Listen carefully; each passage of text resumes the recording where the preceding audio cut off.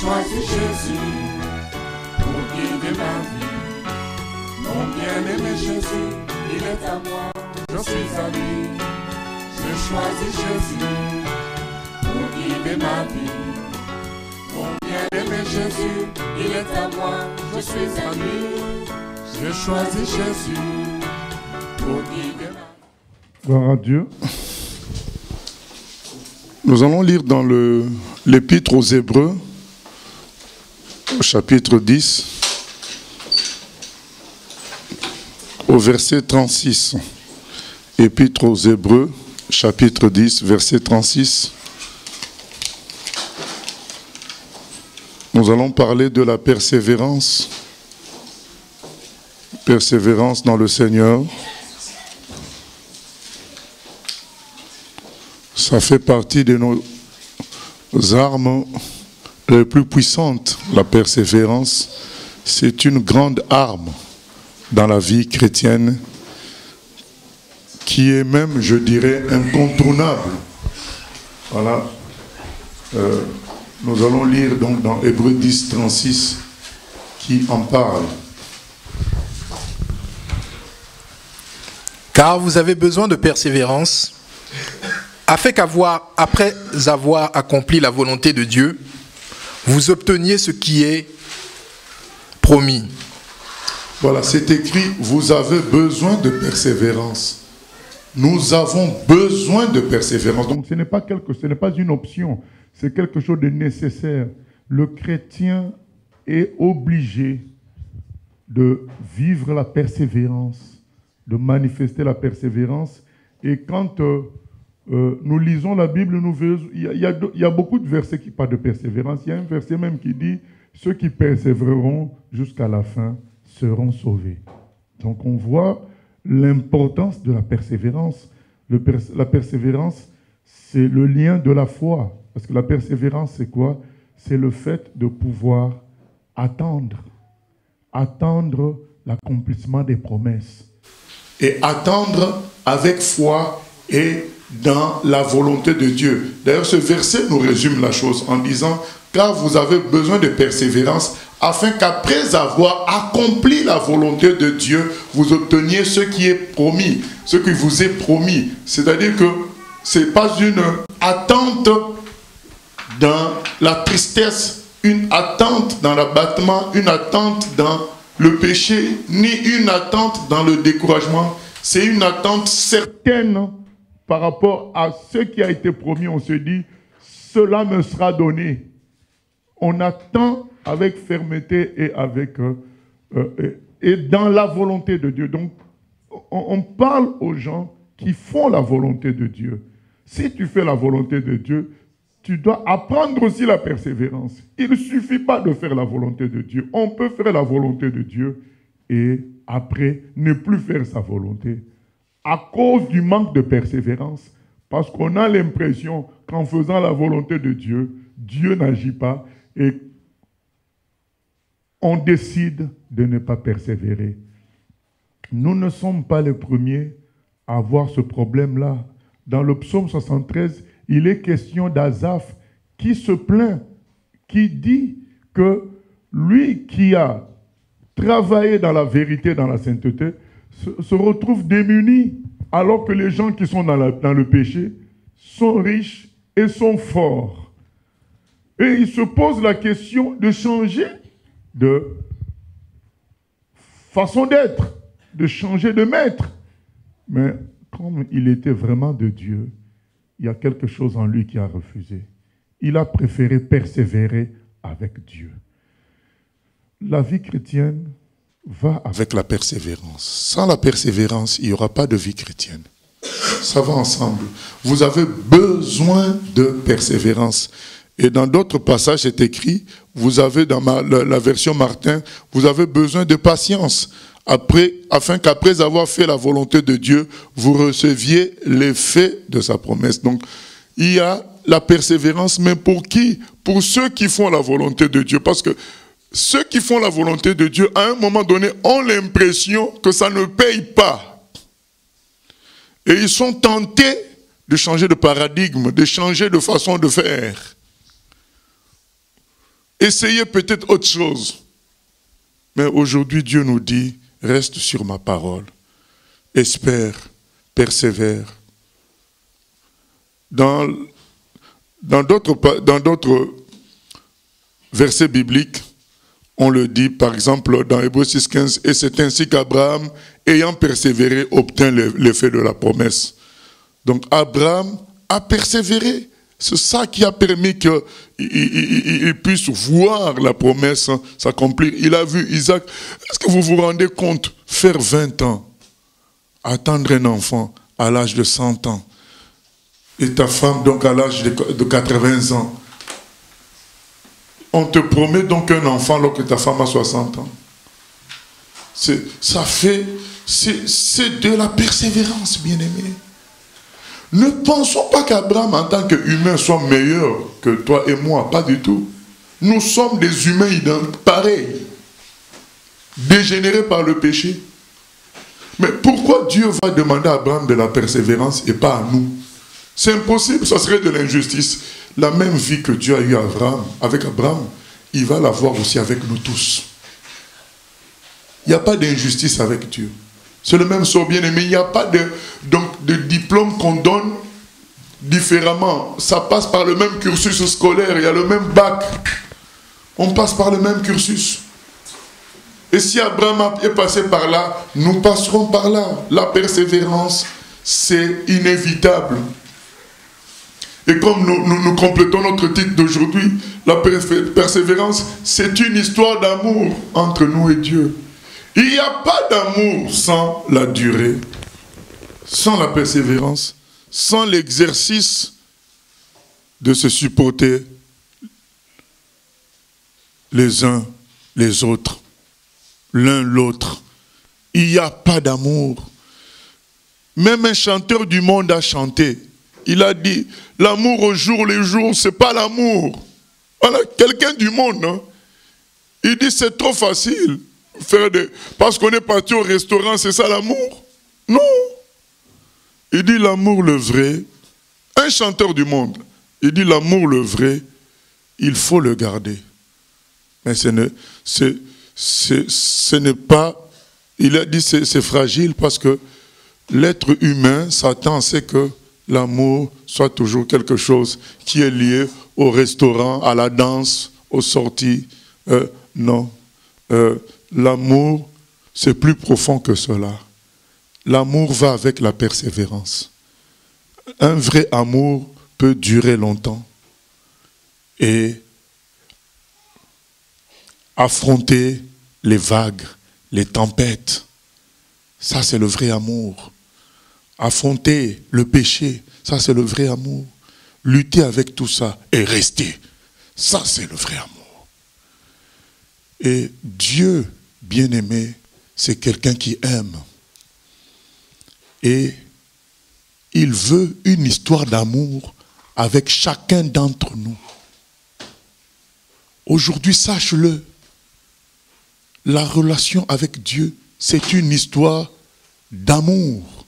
Il veut une histoire d'amour entre lui et chacun d'entre nous.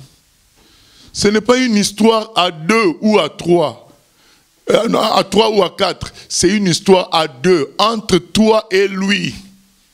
Et le véritable amour se révélera, se concrétisera par la persévérance. Par la persévérance. Par le temps, par les épreuves, par les luttes. C'est ça le véritable amour. Les gens confondent l'amour avec la complicité. L'amour, ce n'est pas la complicité. D'ailleurs, on voit bien combien les complicités finissent par s'éteindre. L'amour véritable, c'est l'amour de Dieu, c'est l'amour dans la vérité. Et Dieu voudra construire une histoire d'amour entre lui et chacun d'entre nous. C'est ça qui fait que la vie chrétienne, la vie avec Dieu, devient une vie de persévérance. Nous allons lire dans Genèse l'exemple de Jacob, Genèse 47, versets 7 à 9. Genèse 47, versets 7 à 9.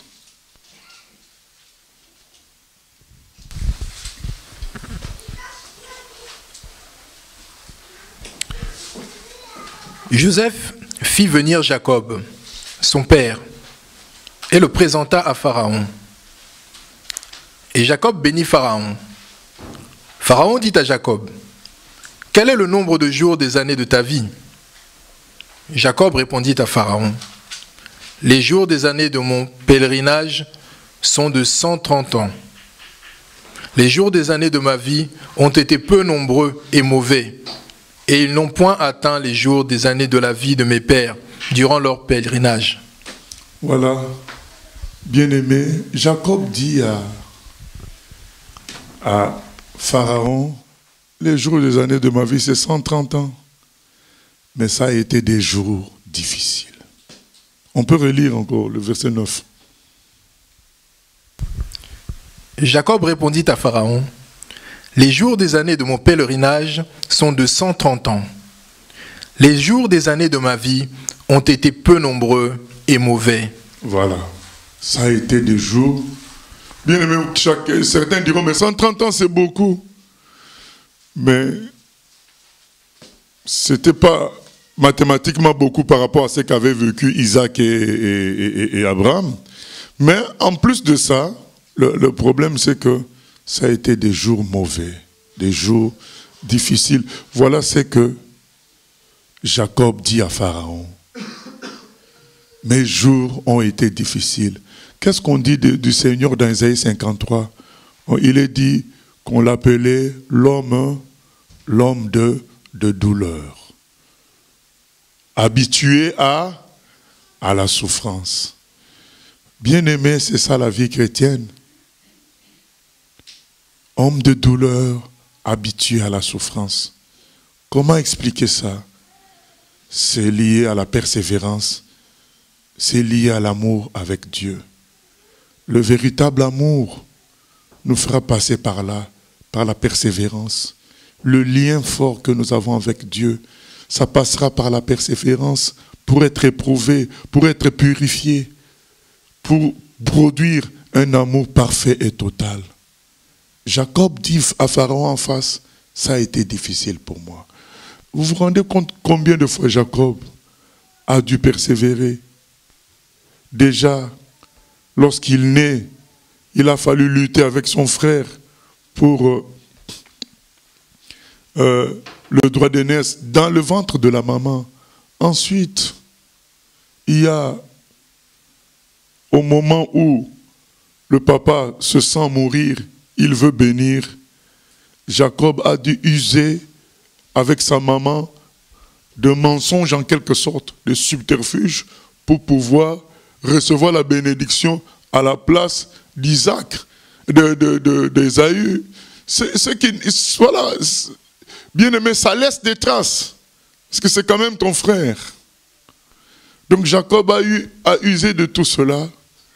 Ce n'est pas facile. Vous allez me dire, mais oui, mais il fallait qu'il attende simplement que Dieu lui-même agisse. Oui, c'est vrai, il fallait qu'il attende. Mais lui, il est allé au devant, il a fait ça. Et il a dû fuir la colère de son frère. Voilà les jours de Jacob. Fuir la colère de son frère. Et il va épouser Rachel. On lui impose 7 ans de travail par Laban. Des jours difficiles. Toi, tu viens aujourd'hui pour épouser, on te dit tu dois attendre 7 ans. Et 7 ans au service du monsieur. Et les 7 ans sont finis. On le trompe, on lui donne une autre femme. On lui dit, si tu veux ta vraie femme, tu dois attendre, tu dois travailler encore 7 ans. Bien-aimés, vous vous rendez compte de tout ça? La vie de Jacob. Et à un moment donné, il est obligé de fuir Laban parce qu'il est exploité. Il a fait 14 ans, mais il est exploité. Mais en fuyant, il a peur que Laban le rattrape pour le tuer. Bien aimé, c'est pas facile vivre dans la fuite comme ça. sachant qu'on peut tuer toi et tes enfants et toute ta famille. Il fuit, mais en chemin, il y a encore qui à affronter? Il y a encore Ésaü à affronter. Il est obligé. Hein? On va lire le texte. Au moment où il traverse le torrent de Yabok, maintenant, c'est là qu'il rencontre un ange.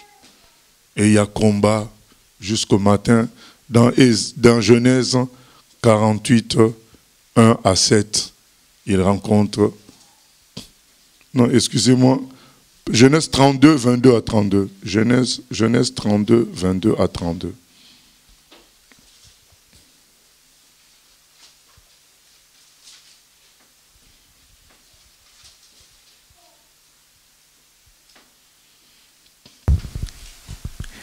Il se leva la même nuit, prit ses 2 femmes, ses 2 servantes et ses 11 enfants, et passa le gué de Jabok.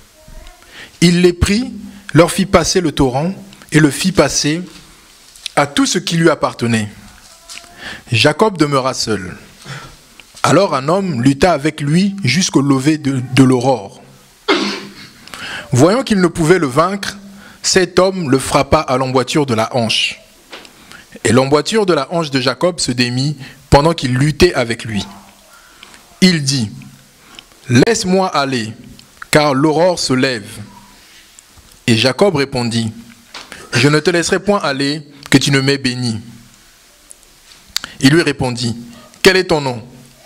Et il répondit, « Jacob. » Il dit encore, « Ton nom ne sera plus Jacob, mais tu seras appelé Israël, car tu as lutté avec Dieu et avec des hommes, et tu as été vainqueur. » Jacob l'interrogea en disant, « Fais-moi, je te prie, connaître ton nom. » Il répondit, « Pourquoi demandes-tu mon nom ?»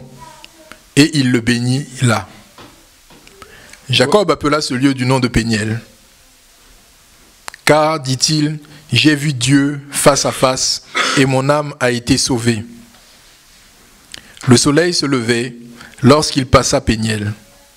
Jacob boitait de la hanche. Voilà, bien-aimé, Jacob qui lutte avec cet homme toute une nuit. Ça nous rappelle la persévérance. Et il se retrouve comment? Il se retrouve seul. Nous avons dit que Dieu veut une histoire seul à seul avec chacun d'entre nous. L'histoire collective en église, c'est très bien, mais il faut une histoire personnelle avec Dieu. Une vie personnelle avec lui. Des arrangements avec lui. Des promesses et des attentes d'accomplissement. Des conversations. Des discussions avec Dieu. Des projets avec lui. Personnellement, chacun doit avoir cette vie-là. Une vie, bref, d'un homme et d'une femme qui se marient en quelque sorte. C'est ça la relation que Dieu veut avec chacun d'entre nous. Pas seulement la relation générale entre lui et l'église, où on appelle l'église l'épouse de Dieu, mais il faut une relation personnelle avec Dieu pour chacun, comme un mari et une femme. Bien-aimé, le mariage, c'est ça qui montre la réalité de l'amour. C'est pas pour rien qu'on dit que Dieu a institué le mariage, parce que c'est ça qui montre la réalité de l'amour. Parce que toutes les autres relations, copains, copines, toutes ces choses-là, c'est léger, c'est des relations d'intérêt. Mais quand on voit les principes du mariage, quand Jésus dit que personne ne sait pas ce que Dieu a uni, c'est pour dire qu'il y a un principe d'amour optimal. C'est-à-dire que dans cet amour-là, si tu entres dans cet amour-là, on attend de toi quelque chose d'optimal par rapport à ce que l'humain peut manifester comme amour. Parce que quand tu es dans une relation qui ne peut pas se rompre, c'est grave. Ça veut dire que tu devras tout supporter. Et qu'est-ce qui ne peut pas arriver? On ne sait pas. L'un peut devenir handicapé. L'autre peut tromper. Beaucoup de choses peuvent venir. Le corps peut changer. Mais on dit, c'est une relation censée être à jamais. Maintenant, comment vivre dans une telle relation sans qu'on entre dans le véritable amour divin? C'est impossible. Ça demande d'être dans l'amour divin. Le mariage, c'est pourquoi Dieu y tient. Parce que ça fait partie de ses révélations sur l'amour. Parce que Dieu lui-même compare son amour avec nous à un amour du mariage. Donc c'est une révélation divine physique, le mariage. C'est pour dire, voilà l'amour, ça doit aller comme ça jusqu'au bout. Quelles que soient les tempêtes, les vents, les marées, ça doit aller comme ça, c'est de l'amour parfait. Quelque part, le mariage permet d'entrer dans une vraie connaissance de Dieu. Comprendre, ah, mais c'est comme ça que ça se passe avec Dieu. Dieu a demandé à un prophète Osée, il a dit à Osée, va épouser une prostituée. Osée a dit, mais une prostituée, oui, oui. Comme ça, tu comprendras, c'est que moi, je vis avec vous. Quand vous allez vers des faux dieux, vous vous prostituez. Et on ne nous dit pas que le jour où Osée prend cette prostituée en mariage, on ne nous dit pas qu'elle arrête avec sa prostitution. On ne nous dit pas ça. Peut-être qu'elle a continué. Mais Dieu voulait faire vivre à Osée ce que lui-même Dieu vit. Quand nous péchons, nous allons vers des faux dieux. Vous allez me dire, mais pourquoi il veut lui faire vivre ça? Mais parce qu'ils sont dans une relation d'amour. Dieu et Osée étaient dans une relation d'amour. Il est écrit quoi? L'homme quittera son père et sa mère, il s'attachera à sa femme, ils deviendront une seule chair. Ça veut dire que on devra ressentir les mêmes choses. Donc quand on épouse Dieu, c'est ce que vous savez, c'est une chose d'être sauvé. C'est une autre chose d'épouser Dieu. Beaucoup sont sauvés peut-être, mais ils n'ont pas épousé Dieu. Ils restent dans une sorte de partenariat. Mais quand Dieu commence à éprouver, commence à réaliser qu'avec un tel, je suis vraiment dans une relation de véritable amour, de mariage, mais bien aimé, il partagera tout avec toi. Il partagera tout. La gloire, mais aussi les souffrances. Les vrais serviteurs sont reconnus pour partager les mêmes souffrances que le Seigneur. Et ça devient comme une gloire pour eux. Vous savez, il nous est écrit dans Actes des Apôtres, quand ils ont été fouettés, les Pierres, les autres apôtres, ils ont été fouettés. Ils étaient dans la joie de souffrir à cause du Seigneur. Au fait, ils avaient atteint le niveau d'être l'épouse du Seigneur. Partager les mêmes souffrances. Aujourd'hui, qu'est-ce que nous on cherche à partager? La gloire seulement. Partager les réussites. Mais est-ce que c'est du vrai mariage, ça? C'est-à-dire que tu aimes ton mari que quand il a l'argent, quoi. Tu l'aimes que quand il réussit au boulot, quoi. Est-ce que ça, c'est du vrai mariage, ça? Le véritable amour était conditionnel. C'est un amour total qui peut traverser les difficultés et les épreuves. Et le Seigneur va permettre que notre vie soit une vie de persévérance. Une vie de persévérance qui solidifie l'amour qu'il y a entre lui et nous. C'est très très important de comprendre ces choses-là. Sinon, on ne va pas jusqu'au bout de la vie chrétienne. Qu'est-ce qui explique que beaucoup de gens, ils font naufrage? L'apôtre Paul a dit, il y a tel et tel qui ont fait naufrage par rapport à la foi. C'est la persévérance. À un moment donné, beaucoup se disent, mais oui, mais ça fait longtemps que je suis dans la vérité.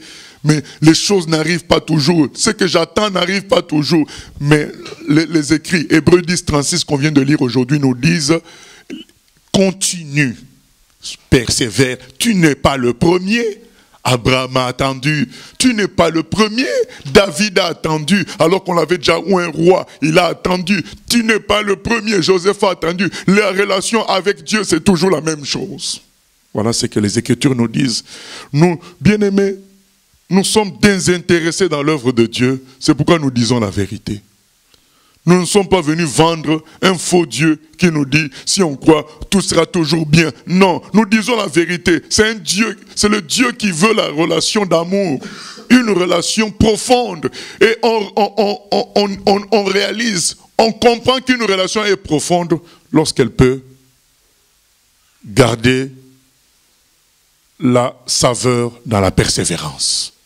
Dans le temps, dans les épreuves, dans les difficultés. Et ça tient toujours. Là, on dit, ça c'est du véritable amour. C'est une relation sérieuse. Nous passerons par cela, bien-aimés. Le propre Fils de Dieu est passé par ça. Le propre Fils de Dieu. À un moment, Jésus a dit, mais race d'incrédules, combien de temps je vais rester avec vous encore? Donc, c'est-à-dire que sa vie sur terre était une vie de douleur. Mais c'était aussi le test de son amour pour son papa. Il est allé jusqu'au bout. C'est ça le véritable amour. À Gethsémani, il dit, Père, est-ce que tu ne peux pas enlever cette coupe de moi? Mais il dit, mais je veux faire ta volonté. Je t'aime tellement que je préfère faire ta volonté. Je préfère être écrasé, mais je veux faire ta volonté. C'est ça le véritable amour. Faire ta volonté. Et nous passerons tous par ça, bien-aimés.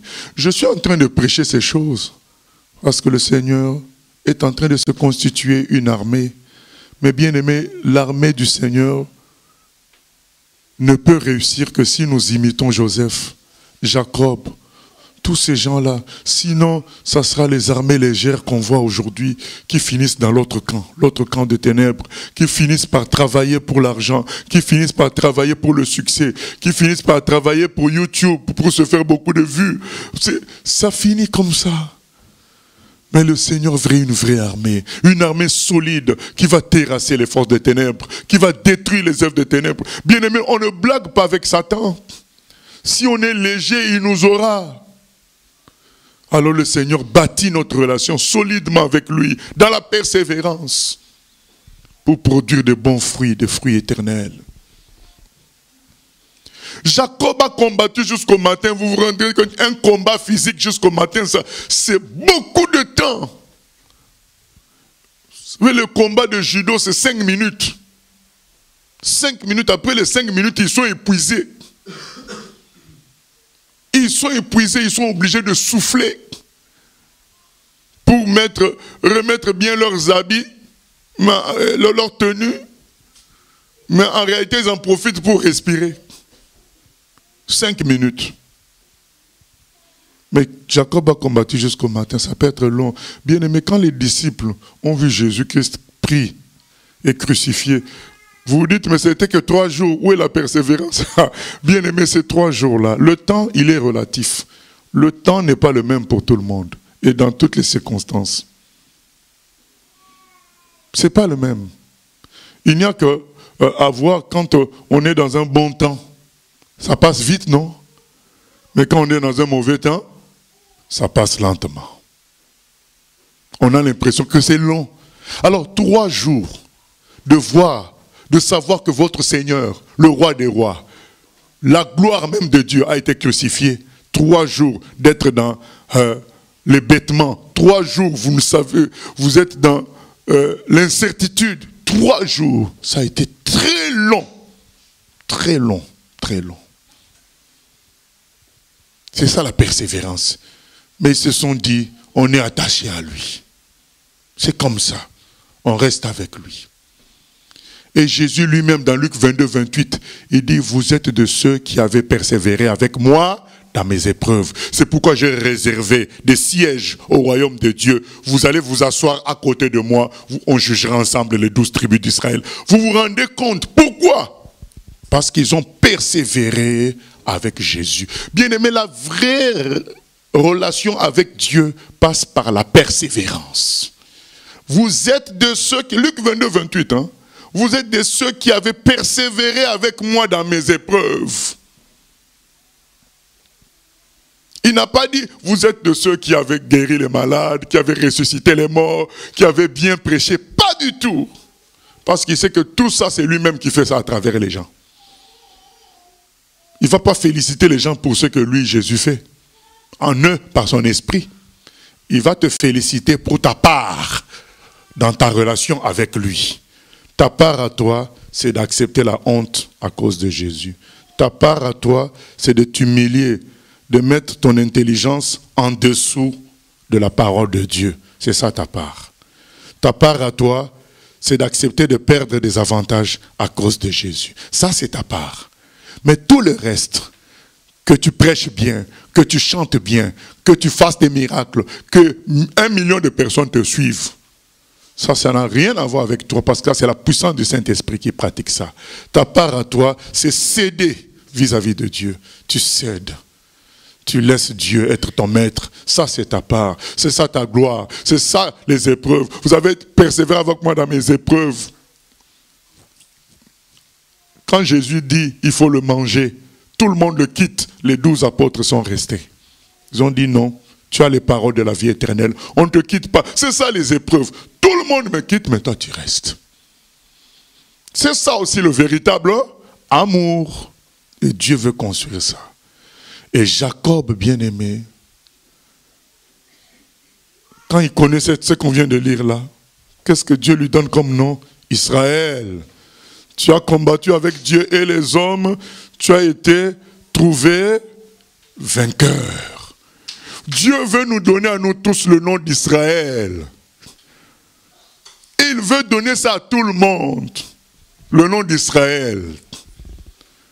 Tu as combattu avec Dieu et les hommes. C'est-à-dire que malgré les épreuves que tu as connues avec Dieu et les hommes, tu es resté toujours fidèle à Dieu.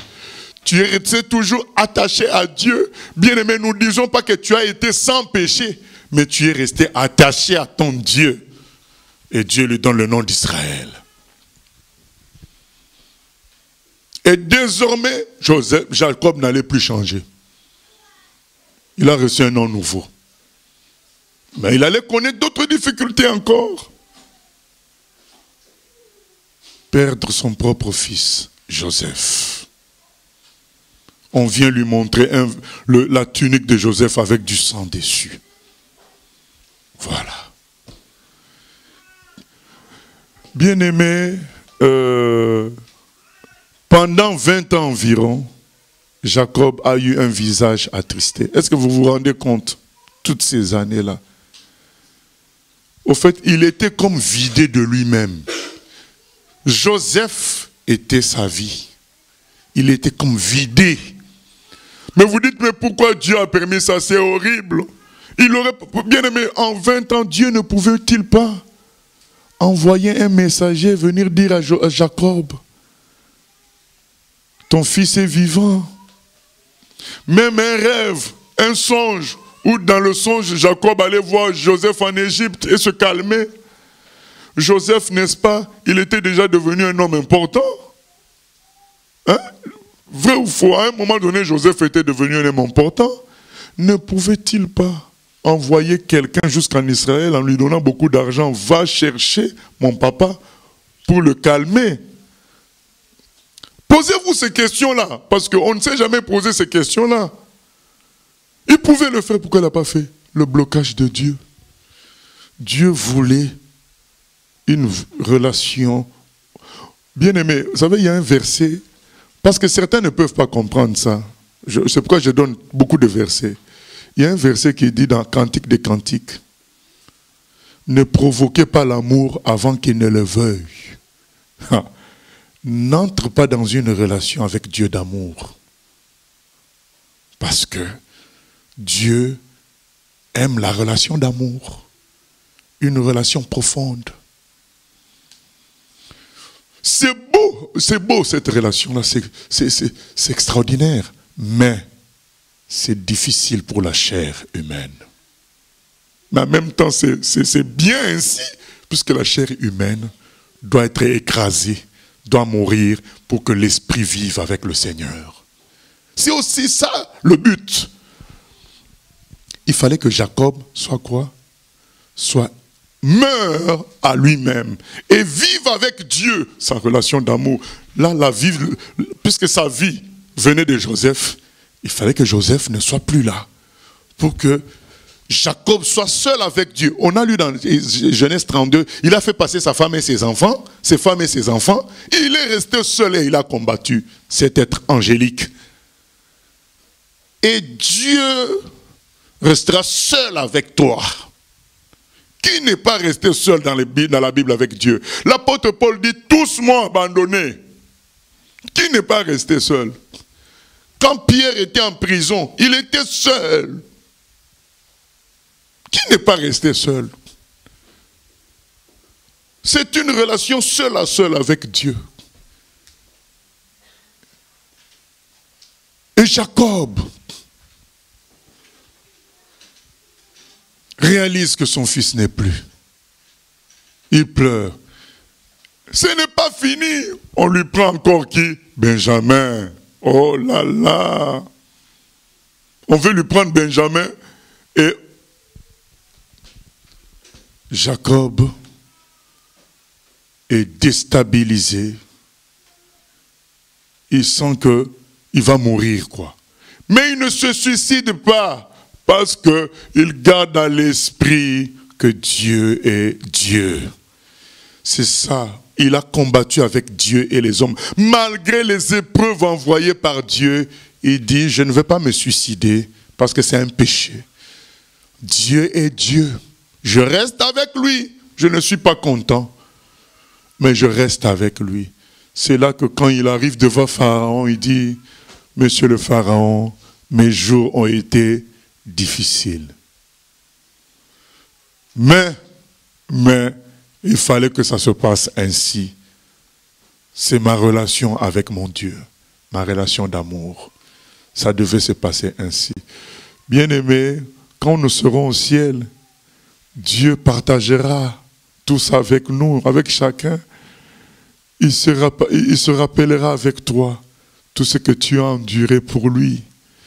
Il dira, vraiment tu es ma fille, vraiment tu es mon fils. Regarde tout ce que tu as enduré pour moi. Bien-aimé, ça sera éternel. C'est pourquoi Jésus a laissé les traces des clous dans ses mains et les traces de côté, mains et pieds. C'est les traces d'amour éternel entre lui et son papa. Tu es mon fils en qui j'ai mis toute mon affection. Et le fils va dire, mais moi aussi, regarde les trous, souviens-toi. Et Dieu causera ainsi avec chacun d'entre nous. On s'embrassera. On dira mon père, il dira mon fils, mon père, ma fille. Et tout viendra au souvenir de chacun. Tout ce qu'on aurait fait, la honte qu'on s'est prise à cause du nom du Seigneur. L'argent dont on s'est dépouillé à cause du nom du Seigneur. L'avenir professionnel dont on s'est dépouillé à cause du nom du Seigneur. Tout cela reviendra. Le fait d'avoir supporté le péché des autres, mais d'avoir gardé l'amour et la confiance en Dieu. Tout ça viendra et on pleurera d'amour avec lui. C'est une histoire d'amour, bien-aimé. C'est une histoire d'amour. Le choix qu'on aurait fait, comme les Jérémie, Daniel, les amis de Daniel, des jeunes comme tous les jeunes, David, des jeunes comme tous les jeunes, qui pouvaient faire le choix d'être légers, d'être quelconque, en se disant il y a les parents pour les choses sérieuses. Mais non, c'est des jeunes, Jérémie, les amis de Daniel, ils étaient beaux, des jeunes comme tous les autres jeunes, mais ils se sont comportés avec beaucoup plus de responsabilités que des adultes. Ils ont, entre guillemets, gaspillé leur jeunesse à vivre comme des adultes, mais à cause de l'amour pour leur Dieu. Ces gens-là, bien-aimés, ils sont élevés au ciel, à côté de Dieu. Et surtout, ils sont dans une relation d'amour avec le Seigneur extrêmement forte. Ils ont tout laissé pour suivre le Seigneur. Même la jeunesse a été sacrifié par amour pour Dieu. Nous passerons par la persévérance. Il faudra persévérer, comme Jacob, jusqu'au matin et recevoir le nom d'Israël. Tu as combattu avec Dieu et avec les hommes. Tu as préféré Dieu. Tu es resté avec Dieu. Dieu te dira, mais je t'ai envoyé toutes sortes d'épreuves, mais je ne t'ai pas vaincu. Parce que mon esprit fonctionnait à cause de ton amour pour moi. C'est mon esprit. C'est l'esprit de Dieu qui donne à Jacob la victoire. Mais pourquoi l'esprit de Dieu agit en Jacob? À cause de l'amour de Jacob pour son Dieu. Une histoire d'amour. C'est l'esprit de Dieu qui nous donnera la capacité de persévérer. Mais pourquoi? Parce qu'il aurait lu dans notre cœur qu'on aime Dieu. Et lui nous aidera à aller jusqu'au bout. Malgré les épreuves envoyées par Dieu. Malgré le péché. Nous lisons dans Osée 2, 10 à 18.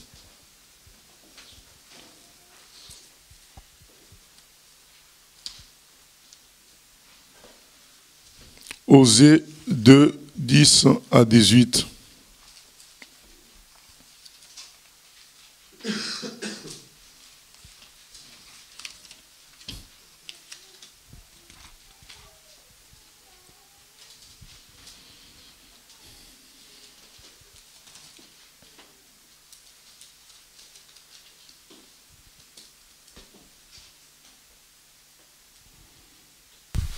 Osée 2, 10 à 18, donc on n'a pas lu tout le début, mais il s'agit d'Israël que Dieu traite comme une femme. Il parle d'Israël comme une épouse infidèle. Donc quand vous allez voir le mot « elle », il s'agit d'Israël, comme une épouse, l'épouse de Dieu.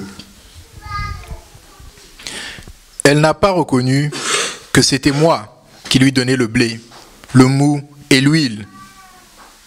Et l'on a consacré au service de Baal l'argent et l'or que je lui prodiguais. C'est pourquoi je reprendrai mon blé en son temps et mon mou dans sa maison, et j'enlèverai ma laine et mon lin qui devaient couvrir sa nudité. Et maintenant je découvrirai sa honte aux yeux de ses amants, et nul ne la délivrera de ma main. Je ferai cesser toute sa joie, ses fêtes, ses nouvelles lunes, ses sabbats, et toutes ses solennités. Je ravagerai ses vignes et ses figuiers, dont elle disait, c'est le salaire que m'ont donné mes amants. Je les réduirai en une forêt, et les bêtes des champs les dévoreront. Je la châtierai pour les jours où elle encensait les Baals, où elle se parait de ses anneaux et de ses colliers. Allait après ses amants et m'oubliait. C'est pourquoi, voici, je veux la tirer et la conduire au désert, et je parlerai à son cœur. Là, je lui donnerai ses vignes et la vallée d'Accor, comme une porte d'espérance, et là, elle chantera, comme au temps de sa jeunesse, et comme au jour où elle remonta du pays d'Égypte. En ce jour-là, dit l'Éternel, tu m'appelleras mon mari, et tu ne m'appelleras plus mon maître. Amen. En ce jour-là, tu ne m'appelleras plus mon maître. Qu'est-ce que ça veut dire? Que la relation qu'il y avait avant, c'était une relation de maître avec serviteur. Mais après les épreuves, après le désert, après la purification, tu m'appelleras maintenant mon mari. C'est ça la relation avec tout chrétien. C'est-à-dire que Dieu va nous amener à un niveau où les épreuves, la purification, la sanctification épuisent, fatiguent notre chair au point que l'Esprit de Dieu maintenant est pleinement fort en nous pour agir. Et là, notre relation sera une relation de mari à épouse. On appellera Dieu mon mari. Ce ne sera plus le maître, mais l'intimité sera tellement grande, c'est comme un homme marié avec une femme mariée. Voilà l'objectif de Dieu. Il dit que à cause de tes péchés, tu as été comme une épouse infidèle. Tu as fait, voilà ce que je te considère qu'Israël. Du coup, je suis obligé de te frapper pour te purifier. Je suis obligé de t'amener dans le désert pour te purifier. Bien-aimé, première raison de la persévérance, c'est que nous avons besoin du temps pour nous rendre compte que le péché est mauvais et que les choses charnelles, ce n'est pas bon pour nous. C'est pourquoi ça prend du temps.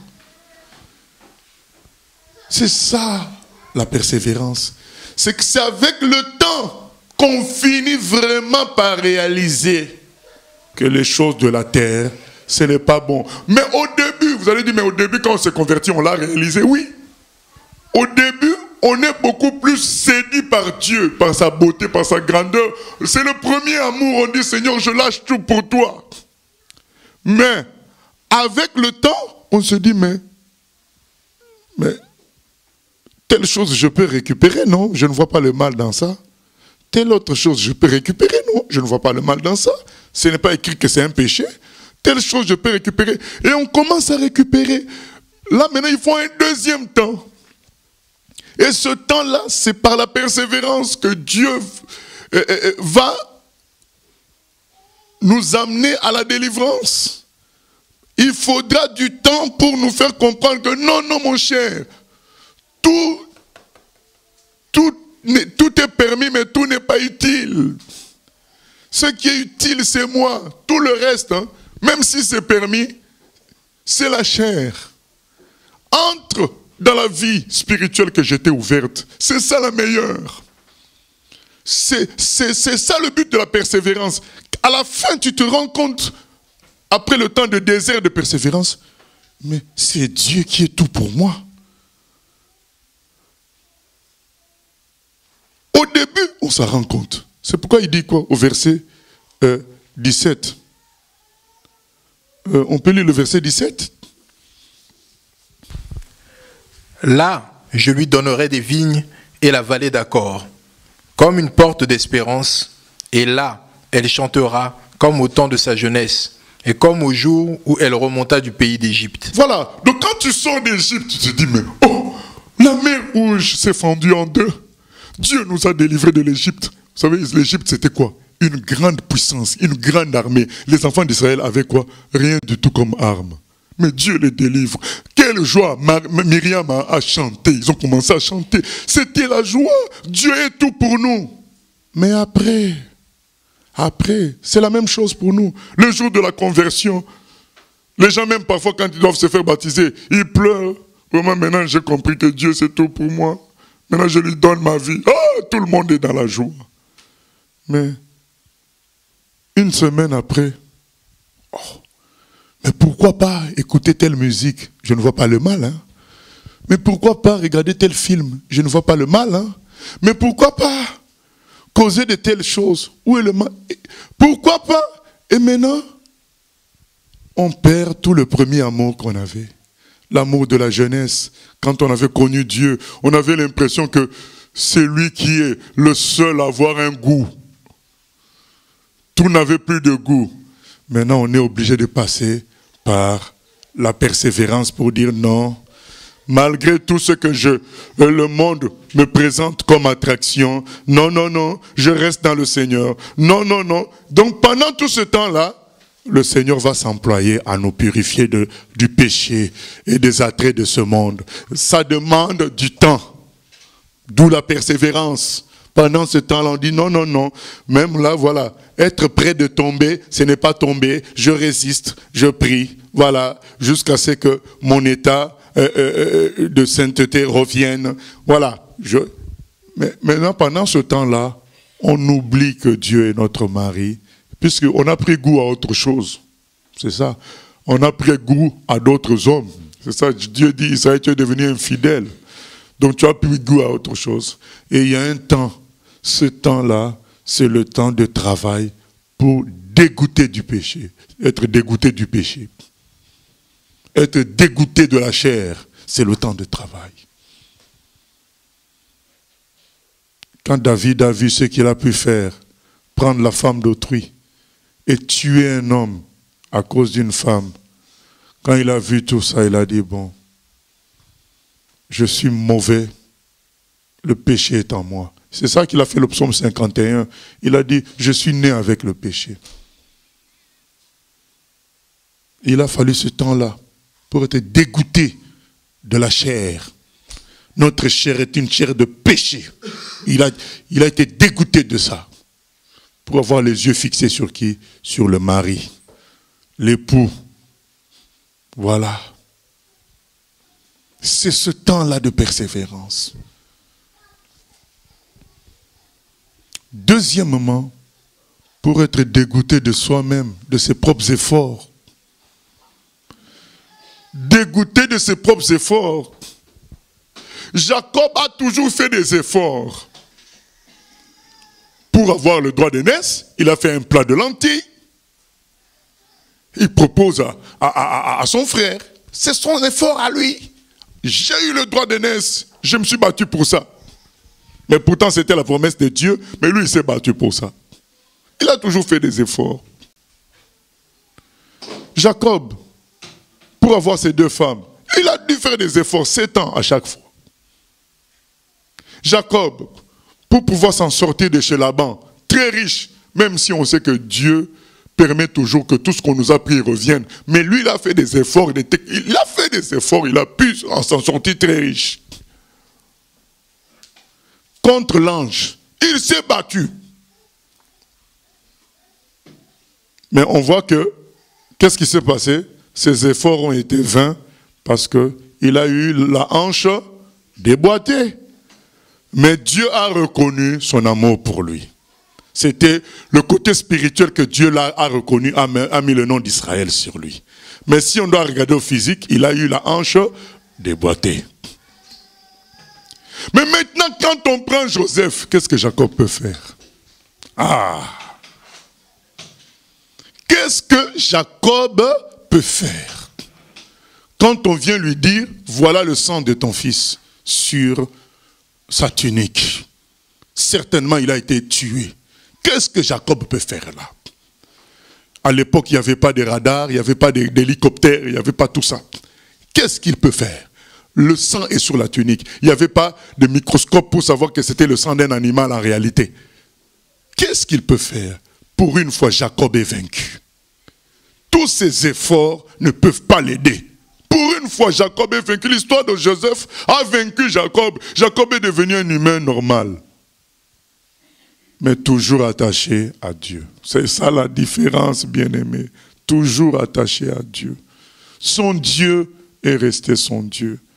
C'est pourquoi quand le monsieur se découvre devant Pharaon, il dit, « Ah, Pharaon, mes jours ont été difficiles. » Oui, nos jours sont difficiles parce que la chair que nous avons est une chair compliquée. Et la dompter, ça prend du temps même à Dieu. C'est pourquoi parfois ça peut s'allonger toutes ces épreuves. Nous avons une chair rebelle à Dieu. Tout serviteur de Dieu vous dira, mes jours sont difficiles, ont été difficiles. Parfois on passe d'épreuve en épreuve. Aujourd'hui, une épreuve, à tel point que Dieu m'a dit, arrête de chercher à finir les épreuves, quoi. Parce que il y a des moments où on se dit, ah ben, quand telle épreuve finira, ouf, je vais souffler. Dès que ça finit, il y a une autre qui commence. Donc l'Esprit Saint m'a dit, arrête, vis avec les épreuves, c'est tout. C'est notre temps, notre chair est difficile. Elle a le mal en elle et les épreuves permettent de la briser afin que l'Esprit de Dieu vive en nous. Et Hudson Taylor est parti évangéliser en Chine. Il faisait beaucoup d'efforts, il a eu beaucoup d'idées. Ce sont des idées même qui viennent du Seigneur. Il a fait beaucoup de choses.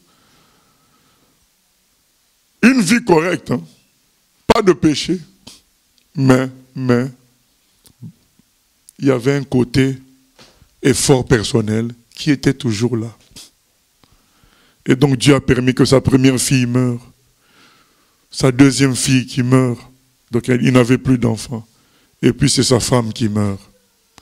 Vous allez dire, mais bien-aimé, mais papa, c'est cruel là. Réfléchissez, bien-aimé. l'histoire entre nous et Dieu est une histoire d'amour. Ne provoquez pas l'amour, cantique des cantiques, avant qu'il ne le veuille. Ne provoquez pas l'amour. Dieu voulait une histoire d'amour avec Hudson Taylor. C'est comme ça. Et quand sa femme est morte, c'est là que finalement Hudson Taylor comprend. Allez suivre ce film-là, c'est sur YouTube. C'est quand sa femme meurt qu'il accepte désormais que c'est Dieu qui agira dans sa vie et pas lui-même. Une fois, on avait envoyé une pensée du jour comme ça. Ça peut faire parfois 30 ans, 40 ans pour qu'un homme capitule devant Dieu. L'homme est difficile pour capituler devant Dieu. Et ça peut faire beaucoup d'années. C'est pourquoi, entre-temps, ça demande la persévérance pour rester pendant cette année toujours attaché à Dieu, mais sans une relation d'épouse à mari, mais on est quand même attaché. C'est ça, Jacob. Jusqu'au bout, il était attaché à son Dieu. C'est ce qu'il dit dans 48, 1, on va lire Diacofel, 48, 1 à 7.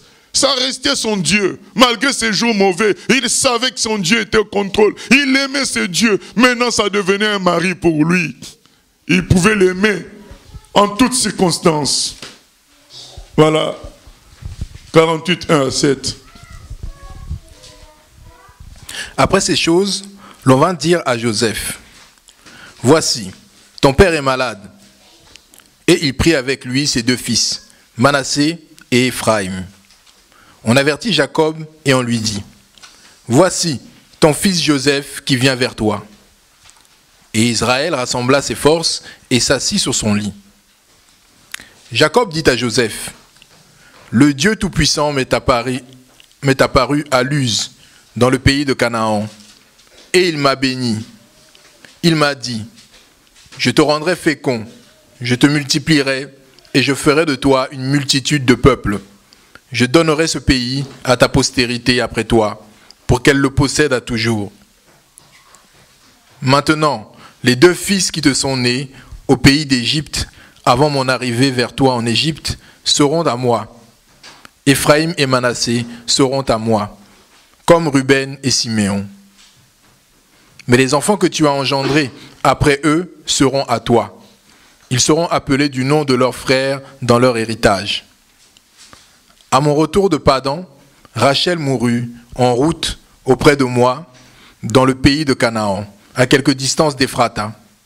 Et c'est là que je l'ai enterré sur le chemin d'Éphrata, qui est Bethléem. Voilà, Jacob raconte sa relation avec Dieu à son fils. Il veut partir, il dit à son fils, Dieu m'est apparu. Ça c'est maintenant, voilà. Au fait, il a une histoire personnelle avec Dieu, qu'il partage maintenant à son fils. Mon fils, Dieu m'est apparu. Et voilà que il m'a promis ceci, il m'a promis cela. Ça nous ramène à Hébreux 10, 36. Ça nous ramène à cela. C'est que ça nous dit, vous avez besoin de persévérance, de sorte qu'après avoir accompli la volonté de Dieu, vous receviez ce qui a été promis. La persévérance, ça va ensemble avec les promesses. Persévérer, ça veut dire c'est continuer à attendre les promesses, malgré vents et marées. Jacob dit ça à son fils. Il dit, voilà mon histoire avec Dieu. Quelle est ton histoire avec Dieu, bien-aimé? Il faut avoir une histoire. Il faut avoir des promesses. Sinon, ce n'est pas une vraie vie chrétienne. Il faut qu'il y ait quelque chose qui t'a touché autrefois, que tu attends de voir. Marie, quand elle a eu Jésus, les prophéties des anges, d'Anne, de Siméon, tout ça, il est écrit qu'elle entendait tout ça. C'est pourquoi le jour de la mort de Jésus, elle était là. Elle n'était pas découragée parce qu'on lui avait dit, ton cœur sera blessé, éprouvé. Elle était là en face, dans la souffrance. Mais c'est Dieu qui avait parlé de ça déjà. Elle attendait que tout ça arrive un jour. Et elle a vu aussi la résurrection de son fils. Amen. Une histoire d'amour. Jacob dit à son fils, il raconte son histoire d'amour avec son Dieu. Il dit même Rachel est morte en chemin. Et dans l'histoire d'amour, il y a des moments difficiles. Rachel est morte, ta maman est morte en chemin. Mais il leur dit, dans la suite, puisqu'on ne va pas tout lire, on lit le verset aussi 21. Israël dit à Joseph, « Voici, je vais mourir, mais Dieu sera avec vous, et il vous fera retourner dans le pays de vos pères. » Amen. Bien-aimé, ça c'est l'histoire d'amour avec Dieu. Un vrai serviteur a toujours une histoire d'amour avec Dieu. C'est pourquoi avant qu'il ne meure, il peut laisser quelque chose, un message à ceux qui restent. Mais il leur dit, notre Dieu est fidèle. Malgré tout ce que j'ai connu. Vous savez, il a dit à Pharaon, mes jours ont été difficiles. Mais difficile, ça ne veut pas dire que Dieu a été faible. Difficile pour la chair. Que ton fils disparaisse 20 ans, le fils que tu aimes le plus. C'est difficile. Mais quand tu sais que c'est Dieu qui est au contrôle, ça te permet une vraie relation avec ce Dieu-là. Au fait, tu comprends ce que Dieu attend. Tu comprends qui est Dieu à travers ce genre de preuves. Sinon, tu es dans la mauvaise compréhension. La compréhension du donnant-donnant. Vous savez, la compréhension d'aujourd'hui, c'est le café instantané. C'est la compréhension du bouton. Vous savez, le bouton, quand tu appuies off, ça éteint la radio. Tu appuies on, ça allume.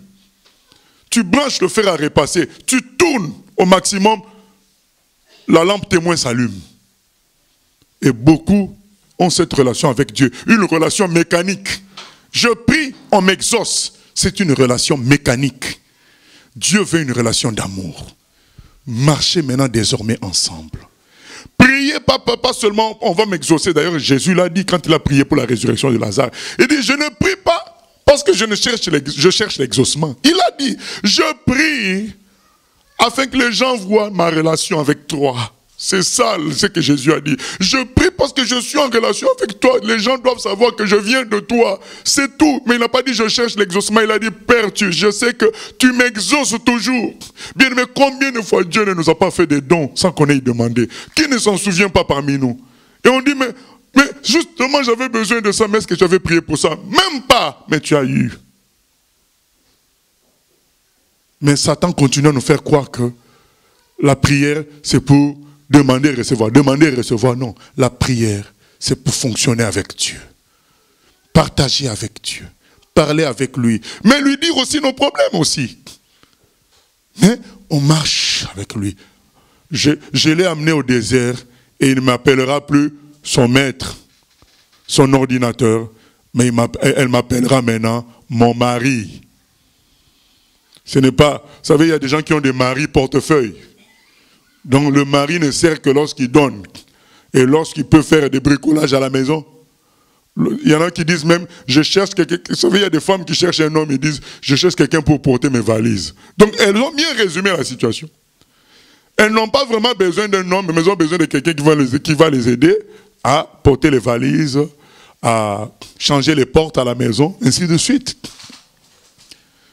Mais Dieu ne veut pas ça. Dieu veut une histoire d'amour. Et ça se partage dans les épreuves et les difficultés. Il a dit à Jacob, aux autres, il dit, Dieu vous sortira d'ici. Amen. Je le connais, il vous sortira d'ici, d'Égypte. Préparez-vous. C'est mon Dieu, qu'il soit aussi votre Dieu.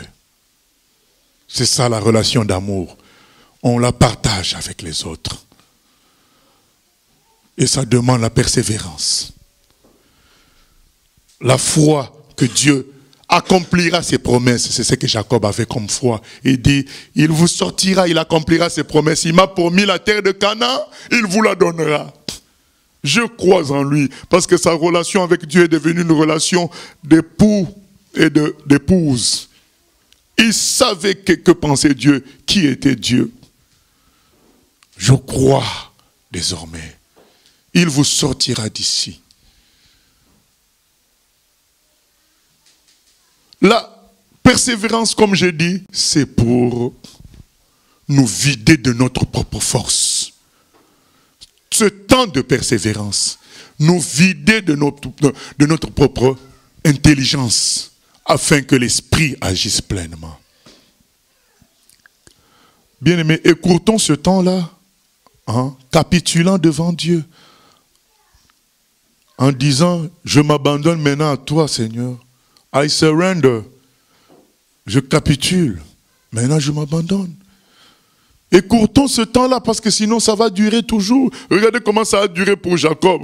Mais parce qu'il était aussi le plus entreprenant de tout.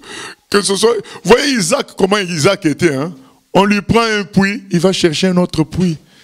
Isaac avait appris très tôt à laisser Dieu faire. On lui prend un deuxième puits, il va chercher un autre puits. Mais Jacob était toujours très entreprenant. Il fallait non seulement qu'il soit purifié du péché, il fallait qu'il soit purifié de lui-même, de ses propres efforts, de sa propre force, de sa propre logique, de la logique charnelle, du légalisme. Je fais ceci afin que Dieu me fasse cela. Ça, c'est la logique de maître. Je fais ceci à mon maître, il va me faire cela. Mais Dieu dit, il faut que tu sois mon mari. Je sois ton mari. Troisièmement, bien-aimé, la persévérance, c'est pour solidifier notre foi dans les promesses. Que notre attente soit une attente certaine. Dans nos tripes, comme Jacob qui va s'en aller, il dit, ça s'accomplira. Il vous sortira. Joseph, même chose. Avant de partir, de mourir, il dit aux gens qui l'assistaient, il dit, Dieu vous sortira d'ici, d'Égypte. Et quand vous sortirez, n'oubliez pas mes ossements. Ramenez mes ossements qui doivent être enterrés auprès de mes pères, à Canaan, dans la grotte de Macpéla, Mambré. Là-bas, c'est que Abraham a acheté aux Hétiens, là. Et c'est ça, bien-aimé, l'amour, une histoire d'amour. C'est devenu une histoire, mon histoire d'amour. C'est ça, Dieu vous sortira d'ici. L'histoire continuera avec vous. C'est une histoire d'amour. Notre histoire d'amour, bien-aimé, c'est ça, les promesses du Seigneur s'accompliront. Nous devons le croire avec force. Les promesses s'accompliront. C'est ça l'histoire d'amour. Beaucoup vivent la vie chrétienne comme ça, légèrement. Pour du donnant, je prie, on me donne, je prie, on me donne. En attendant, un jour, j'irai au ciel. Mais bien aimé, il y a beaucoup de promesses que le Seigneur a faites aux enfants de Dieu. Nous devons vivre dans cette logique-là, de ces promesses-là. Vivre en se disant, un jour, nous verrons la Normandie sauvée. Un jour, je verrai la France touchée. Un jour, j'entendrai une prière au Parlement français. Voilà. Il faut qu'il y ait une histoire avec Dieu. Sans histoire, bien-aimé, il y a un problème. Il y a un problème. Jacob, il dit, le Seigneur vous sortira d'ici. Et nous lisons Apocalypse 1 à 4 pour clôturer.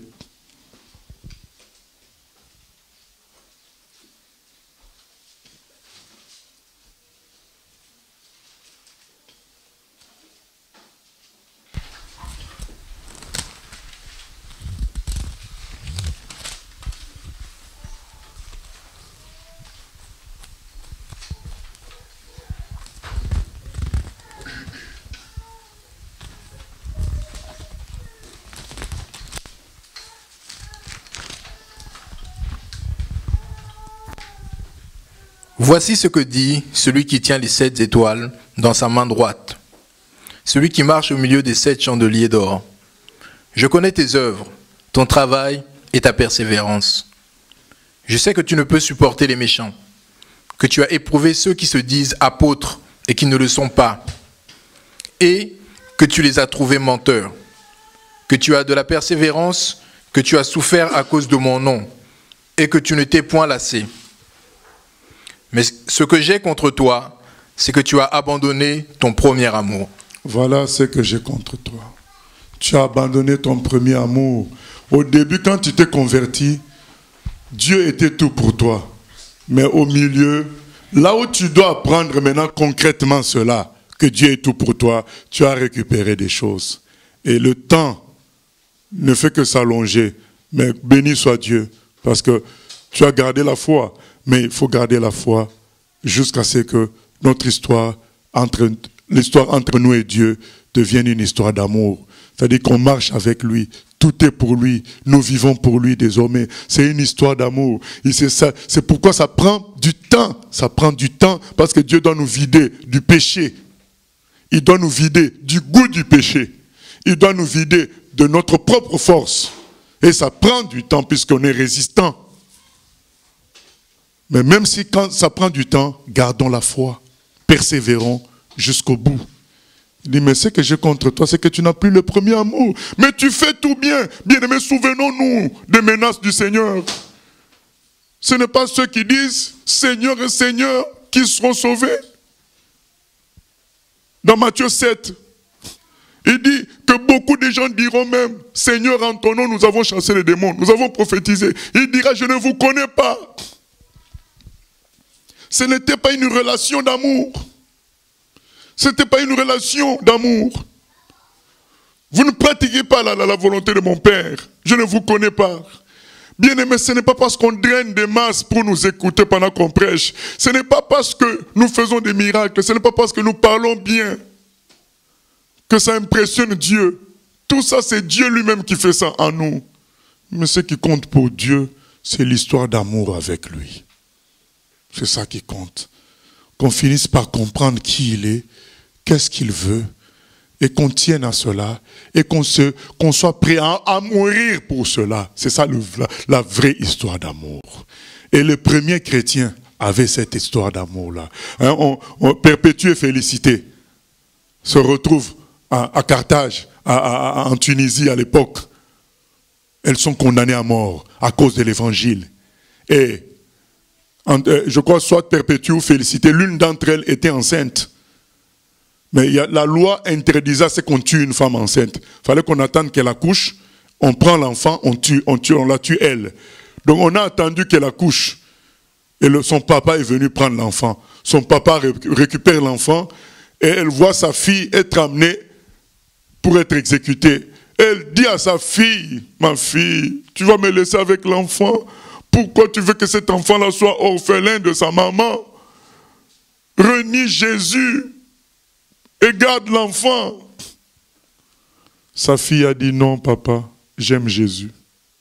Voilà l'histoire d'amour. Et elle est partie pour être exécutée, elle est morte. On nous raconte qu'ils ont tout fait, les animaux n'ont pas pu la tuer, des taureaux. Elle ne mourrait pas.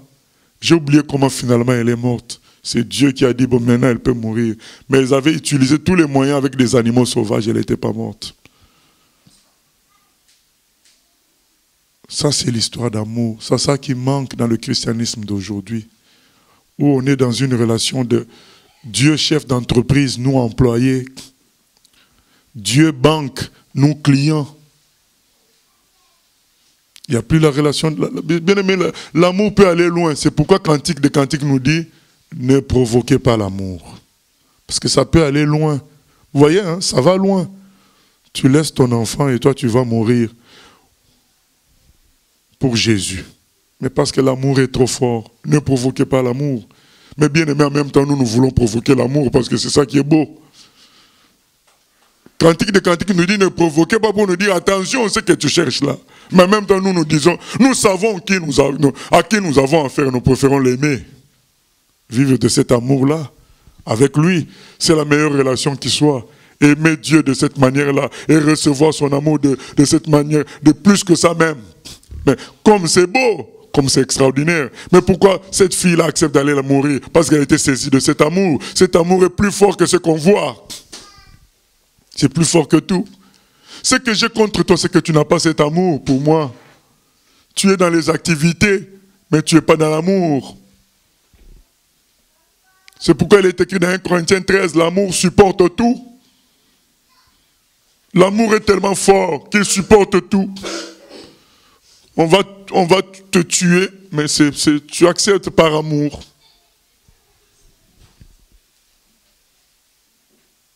Comment attendre pendant ce temps de persévérance? En ressassant les promesses de Dieu. On ressasse les promesses de Dieu. On se rappelle notre histoire avec Dieu et on prie. Parce que souvenons-nous, c'est pour nous vider de nos propres forces. Mais comment on sait qu'on est vidé de notre propre force? Quand on peut prier pour tout. Quand on peut prier, au lieu de se concentrer, dire je vais triompher de cette épreuve, tu dis Seigneur, aide-moi à triompher de cette épreuve. Seigneur, aide-moi à aimer mes ennemis. Beaucoup ne prient même pas. Ils se disent, bon, la Bible dit que je dois aimer. Moi, je n'arrive pas. Et ils restent dans une méditation personnelle. Non, il faut demander tout au Seigneur. Seigneur, je suis vidé. Je n'ai plus de force. Relève-moi. Fortifie-moi. Aide-moi. Sauve-moi. Voilà. La patience, la persévérance, ça va avec la prière. On commence à prier. Même Jésus, le Fils de Dieu, a prié à Gethsémani. Il a prié, Père, je suis dépassé, fais quelque chose. Et un ange est venu le soutenir. Il a prié pendant 1 heure. Il a dit à ses disciples, vous n'avez pas tenu 1 heure avec moi dans la prière. Il fallait le faire. Veillez et prier. Donc c'est ça. Donc quand on est vidé de nous-mêmes, on apprend maintenant à prier, puisqu'on est vidé de nous-mêmes. Et ça peut prendre du temps pour être vidé de soi-même. L'histoire d'amour avec Dieu, ça passe par la persévérance. Bien-aimé, aujourd'hui, on peut écourter les choses en s'abandonnant entre les mains de Dieu. Aujourd'hui, tu peux décider, Seigneur, ça suffit. Ça suffit de te résister. Maintenant, je capitule. Je m'abandonne à toi aujourd'hui.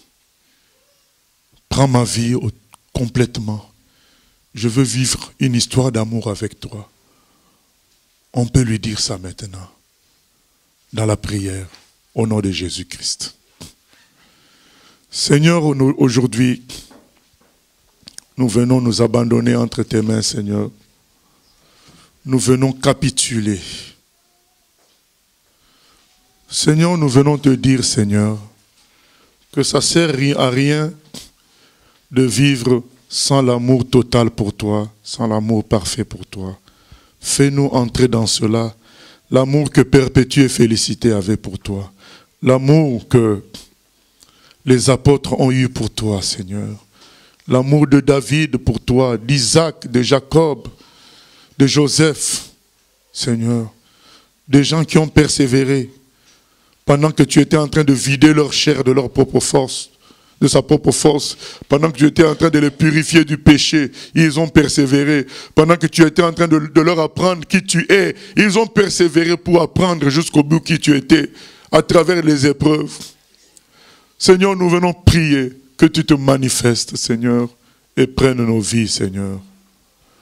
Oh, prends mon âme, prends-la, Seigneur, et que ta flamme brûle en mon cœur, que tout mon être vibre pour toi, sois seul mon maître, ô divin roi. Oh, prends mon âme, prends-la, Seigneur, et que ta flamme brûle en mon cœur, que tout mon être vibre pour toi.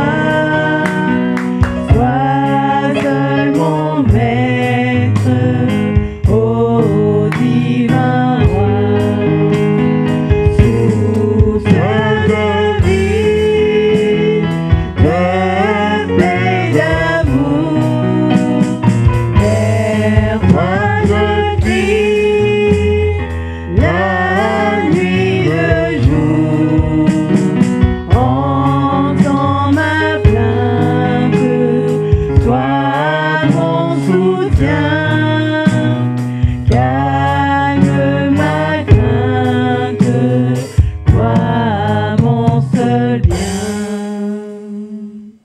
allons chanter entre tes mains, j'abandonne. Entre tes mains, j'abandonne tout ce que j'appelle mien. Oh, ne permets à personne, Seigneur, n'en reprendre rien. Oui, prends tout, Seigneur.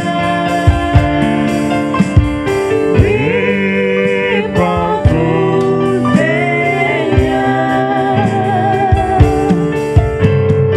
Entre tes mains, j'abandonne tout avec honneur. je n'ai pas peur, Seigneur, par amour pour toi. Je n'ai pas peur de suivre sur le chemin de la croix. C'est pour toi que je veux vivre. Je connais, j'aime ta loi. Prends tout, Oui, prends tout, Seigneur. Oui, prends tout, Seigneur. Sans rien garder, je te livre tout avec honneur. prends mon corps et prends mon âme. Prends mon corps et prends mon âme, que tout en moi soit la joie, que par ta divine flamme tout mal soit détruit en moi. Oui, prends tout, Seigneur. Oui, prends tout, Seigneur. Prends mon corps et prends mon âme. Prends mon corps et prends mon âme, règne sur mon cœur. Oui, Seigneur, nous te disons de tout prendre, Seigneur. De tout prendre, Seigneur, dans nos vies. Prends, Seigneur, tout. Et fais que nous puissions attendre les promesses avec foi, avec force, dans la prière. Que nous continuions à prier. Que nous puissions attendre. En faisant ta volonté, comme c'est écrit, après avoir accompli ta volonté. C'est ça la persévérance, que nous puissions attendre dans la prière en accomplissant ta volonté. Et nous verrons les choses s'accomplir. À toi la gloire, la louange au siècle des siècles. Amen.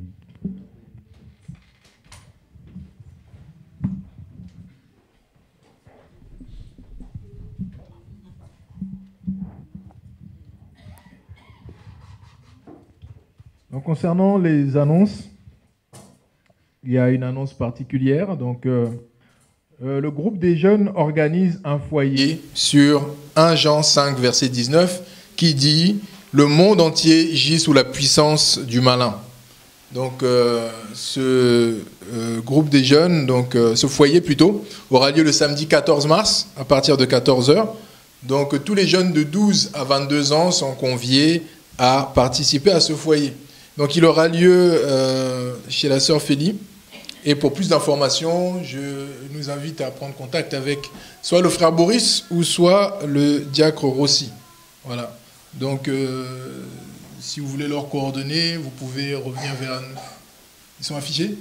D'accord, donc normalement c'est affiché hein, au niveau des coordonnées. Au niveau des coordonnées, normalement ça doit être affiché. Voilà, donc que Dieu soit béni. Et les autres annonces, c'est les annonces habituelles. Donc le temps d'enseignement, le mardi de 18h à 20h, donc à Grand Couronne. Alors vous pouvez aussi le suivre par Internet.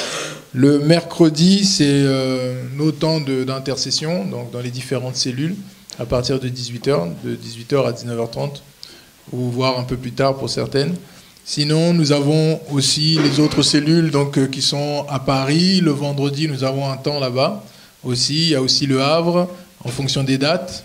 Et sinon, nous avons notre culte le dimanche à partir de 10h ici à Grand Couronne, ainsi que sur Internet par rapport à la retransmission. Que le Seigneur soit béni pour cette parole qui nous a encore été apportée ce matin. C'est une parole qui est complète, qui est simple et qui résume la marche du chrétien et la vie du chrétien. Donc, nous sommes tous conviés à cela, à apprendre à marcher avec le Seigneur, à faire de lui notre mari, afin qu'il ne soit plus simplement un maître, mais à le connaître différemment, comme maintenant un mari, en ayant aussi à cœur de supporter les épreuves qu'il pourra mettre aussi sur notre voie, non pas pour nous faire souffrir dans un but sadique, mais pour nous faire souffrir afin de nous peaufiner, de nous façonner et de faire de nous un véritable pot, un véritable argile entre les mains du potier, que nous soyons des vases d'honneur pour lui.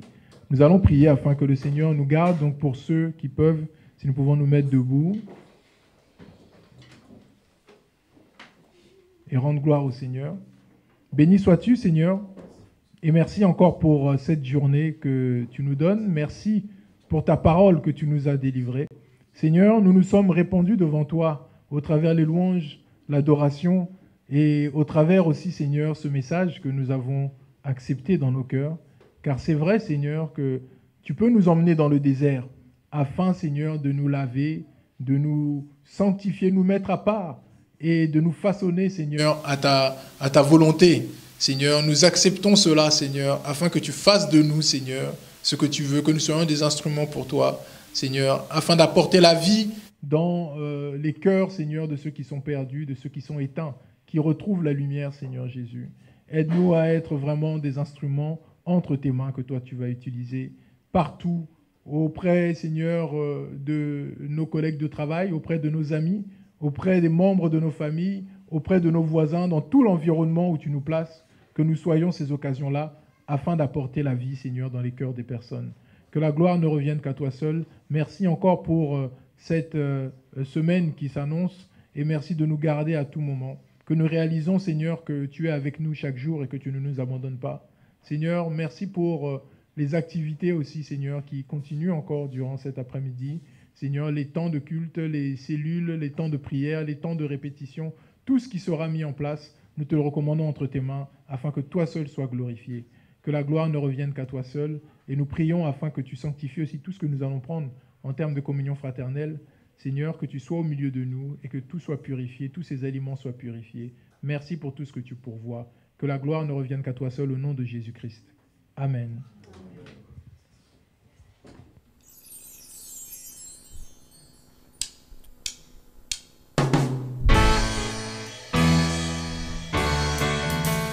J'ai choisi Jésus pour guider ma vie. Mon bien-aimé Jésus, il est à moi, je suis à lui. J'ai choisi Jésus pour guider ma vie. Mon bien-aimé Jésus, il est à moi, je suis à lui. J'ai choisi Jésus pour guider ma vie.